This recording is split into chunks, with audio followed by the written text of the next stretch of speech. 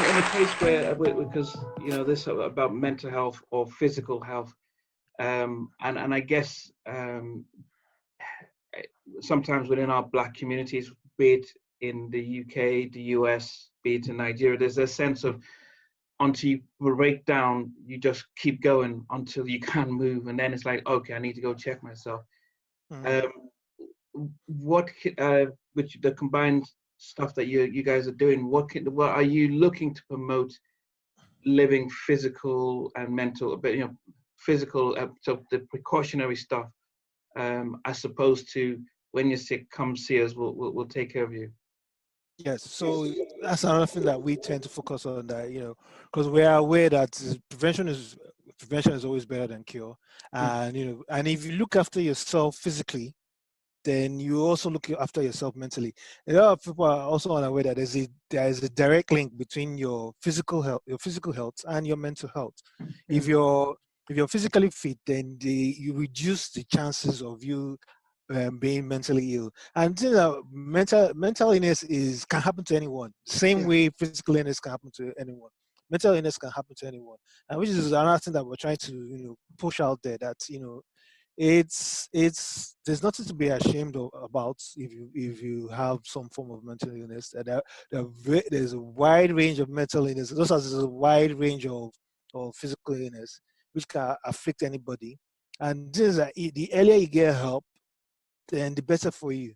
And we know it's a long road because traditionally, where I'll talk about, let me talk about the African man, generally men in general, not those African men in general. Those things, they need to be tough. They don't really talk about the problems.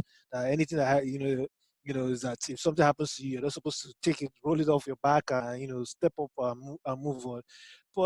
And we found out that, like in our survey, a lot of men say they don't actually have that kind of emotional and social support where they can turn to someone and talk about the problems that they are facing, and they're facing more than women do, which was a bit surprising because I was biased that that you find out more with women that not having that kind of support that they need because they've been taken away from the families that they've grown up with and being married into another family.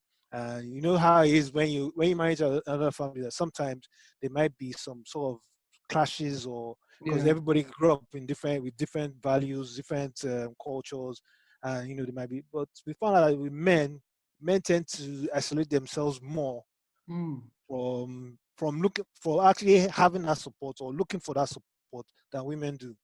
And obviously, women are more social, more socially mature than men are in terms of dealing with these problems. Because women usually will seek out, they're more likely to seek out help from peer or from a pastor or from a teacher or some form of mentor than men are. Because men have that vision that they have that idea imbibed in their head that they need to be strong all the time. And sometimes it's okay to be weak.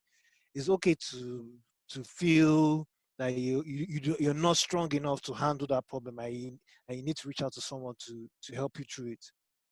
But then do you think this is something that has to be, when we're talking about not just the mental health, but the physical side, the whole preventional stuff, the whole educational side, is this something that the government has to lead from, or federal or local, or is it stuff where healthcare providers and community leaders have to then try and get the message out? I mean, how do you think that shift from the data you've collected can be implemented? It's one thing having the data, which is amazing, but then having a country and a system and a population that is very much a reactive situation. Until I break down, I'm not going to go look for help.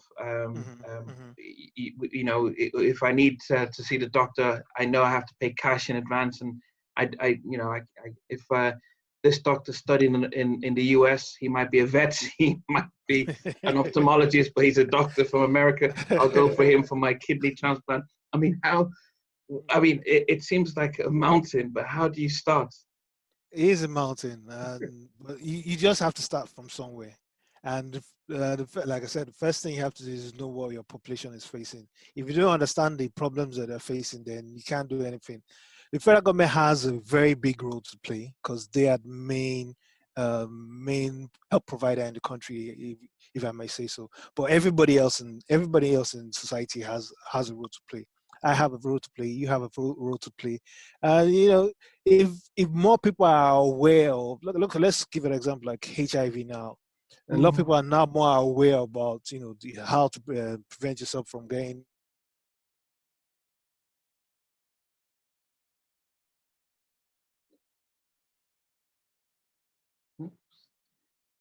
We see. Just lifestyles that might make you more prone to developing or to getting infected by HIV. It's the same thing that we have to do with mental health. And mental health is actually a bigger problem, as far as I'm concerned, than HIV. HIV, yes, is I'm not saying HIV is not a problem. It is a big Yeah. problem, but mental illness can affect anyone. I mean, you it can affect anyone, and it can affect at any time. You know, it's it's because I guess because there's a stigma about it. A lot of people don't really talk about it, but it's really a huge problem, and you know and I don't think we've actually calculated the economic because I think that's what why government might be interested. We haven't actually sat down and calculated the economic losses that we might be having as a country because we're not tackling the issue of mental health. So when some like WHO did a report last year about Mm. how infectious and non-infectious diseases cost the African economy close to about 300 billion every year, Wow. and that's a lot. That's a lot of money when you Mm. think about 300 billion can totally transform the African continent.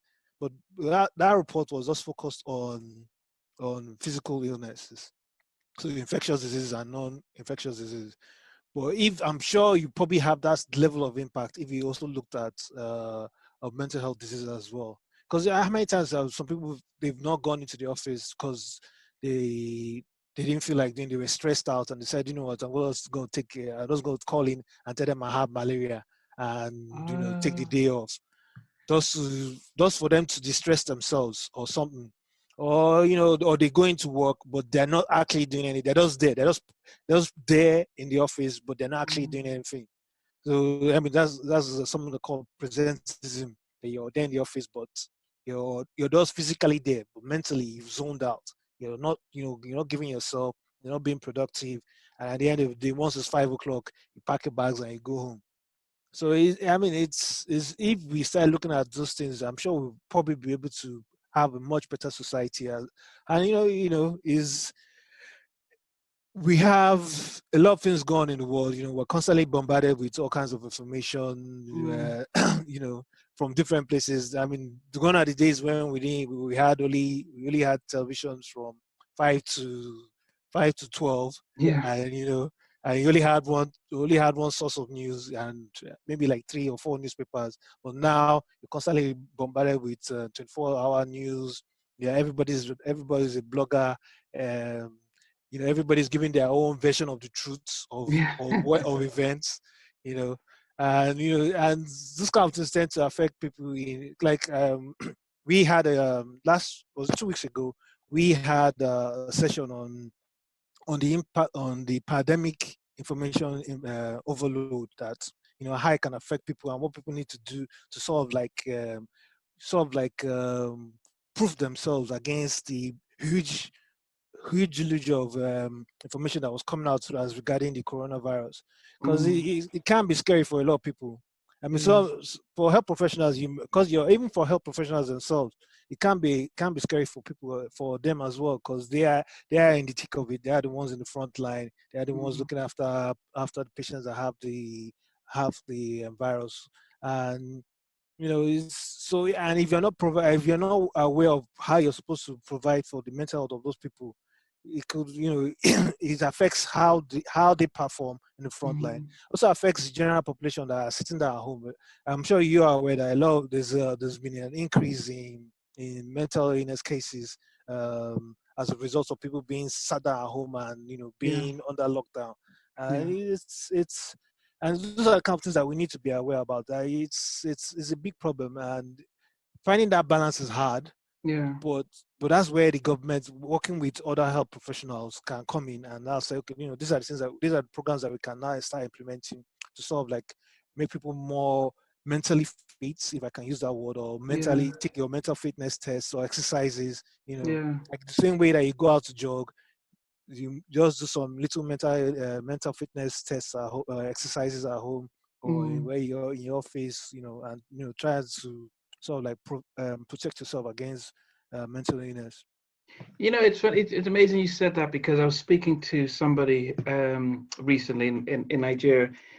They can't go to work because of the lockdown, and they work in a bank.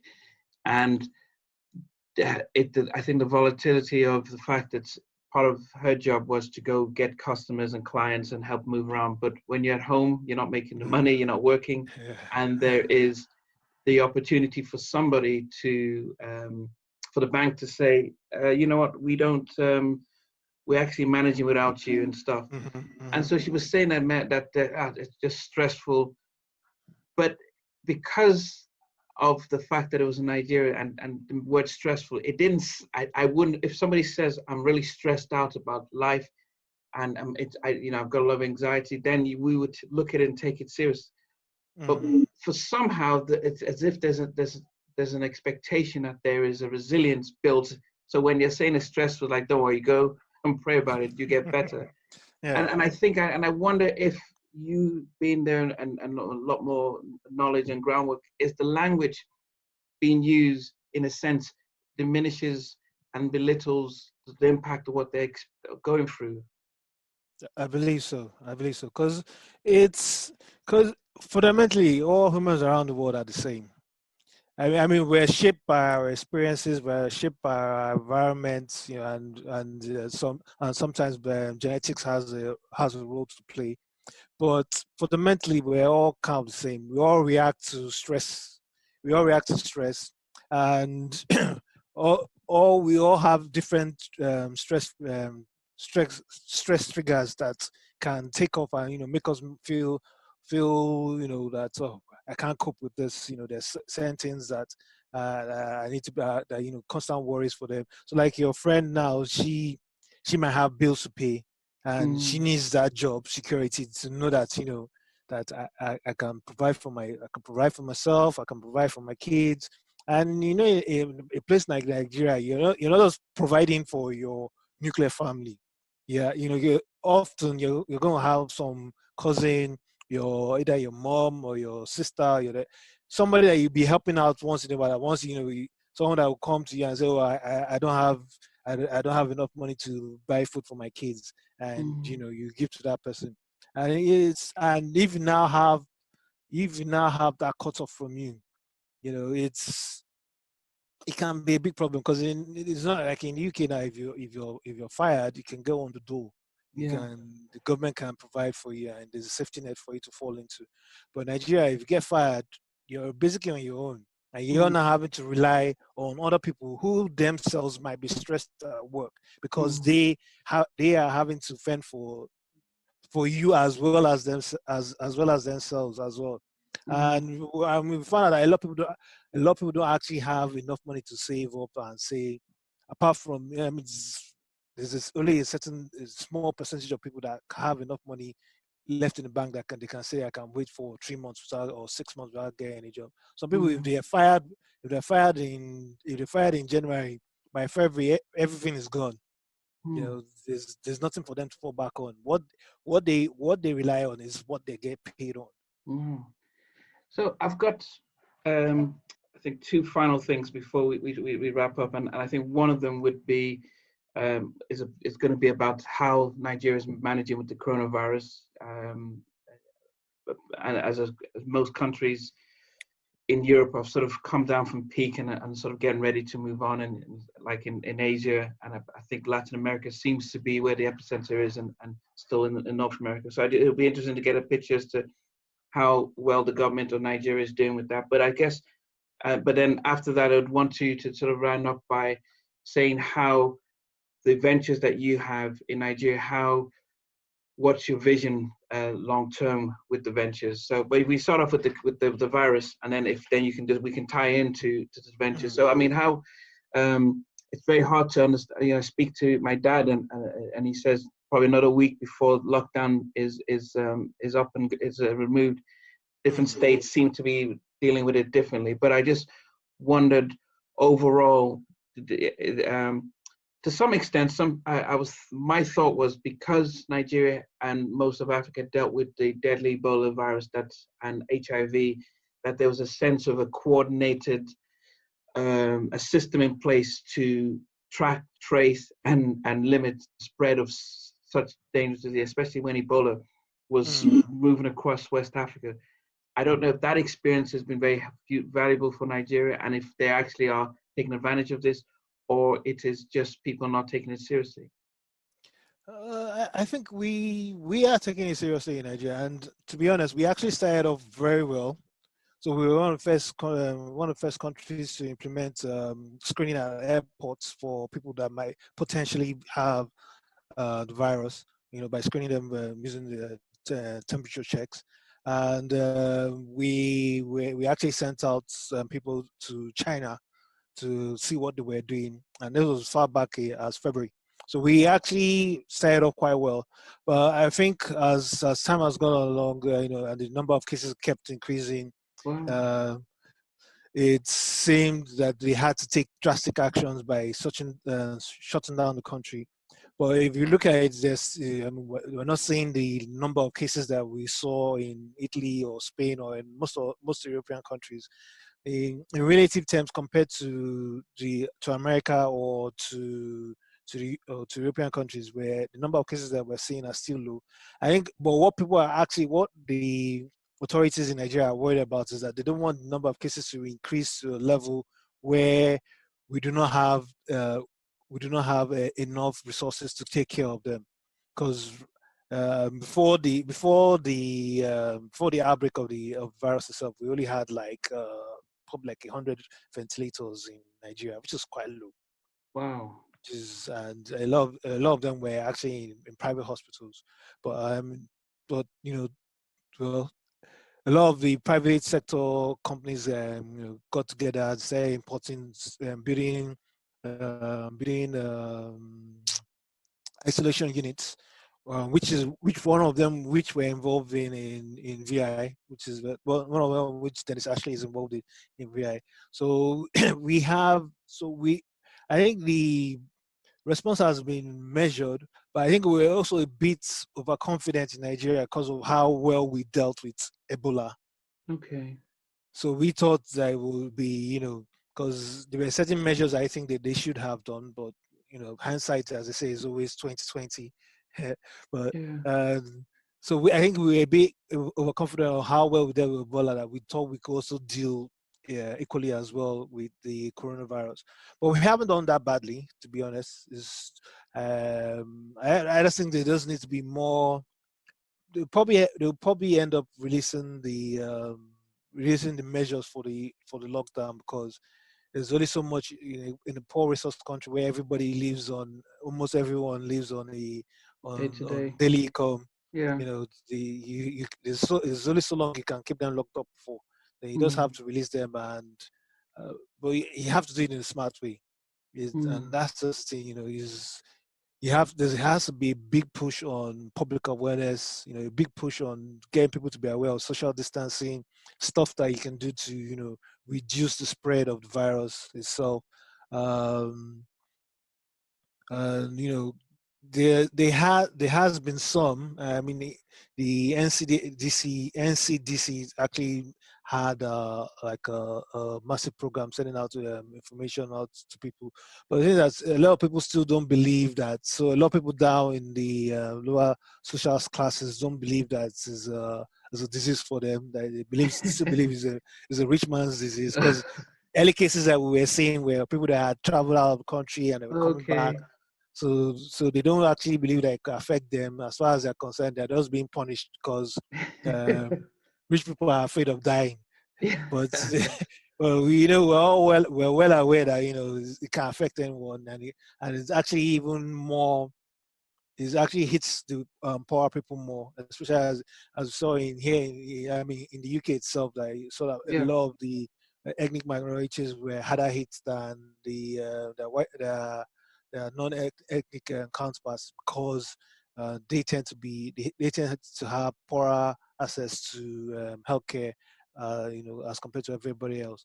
But but I think this, if we're smart about how we release the lockdown, and how we engage the public on increasing awareness about the disease itself, and how they can reduce chances of them getting it, then I'm sure we'll come out of it. I mean, is a lot of people were expecting it to be a lot worse. Okay. To be honest, a lot of people were expecting it to be a lot worse, but it hasn't been, and that's something to be grateful about. It's not as bad as people think. I But think are the numbers being captured? Because I don't know if it's one thing for the wealthy, or like I think the special advisor to the president who sadly passed away. So those ones are highlighted. But if some an old man out in a small village dies for corona, I mean, are they able to say it's actually corona that he died from, and not the fact they had malaria or typhoid? Are they able to separate, and people to know actually in our little area it's really there and people are dying? So yeah, in terms of testing, we're even on the African continent, we're quite poor in Nigeria Okay. compared to people like Ghana, Senegal, even smaller countries like Uganda are doing a lot more tests than we are doing. So we can still do a lot more in terms of testing, but but I think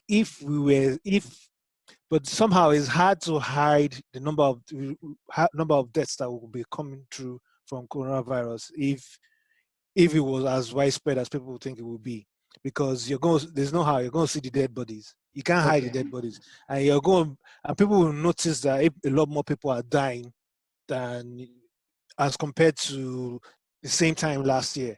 But we're not getting that. We're not getting those kind of reports. Mm. Of the morgues are full, but it's not because people were dying. It's because people are not holding funerals as quickly as. Okay.